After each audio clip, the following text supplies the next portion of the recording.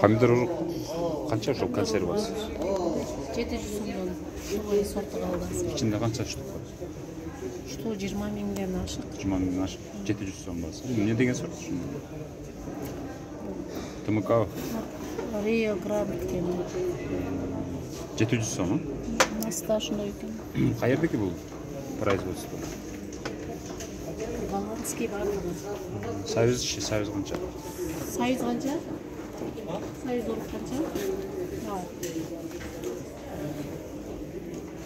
Бул мындай граммдап деле сатып бересиң же только ушу касча болуп жасап? Өзү алган. Азыр ачылгандарын граммдап сатсак болсо керек. Бул болгарский, ба? 350 сом. Союз 350, а? Болгарскийчи? Болгарский 700 сом. Болгарский 700 сом дейт. Баклажан дагы бар экен, а? Так, коомдор канча экен? Коомдор Банкасы чоңураак окшойт, а, буга? Жарым 1000 сом, килограммдан. 1000 сом, 700 сом. Дарбызчы? Дарбыз. Так, 3000, 3500, 2000. 3000, 3500, 2000. Оз жашыл 2000 ба?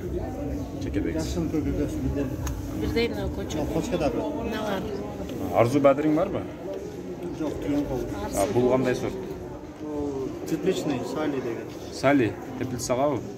Аныңыз канча? 1,5 миң. Пияз уругуңуз канча эми?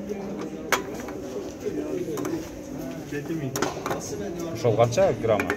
1 килограмм. 1 килограмм 7000, а? Ошо канча сотик гектарга жетет? Ошо бир пакети. Ишине билбейт. Ушундай кылышпы? Ушундай. Бул жерде жер жемиштердин уруктарынын бааларын силерге айтып бердим. Эгерде кызыккандар болсо, силерди каяктан табат эми? Алам дегендер болсо.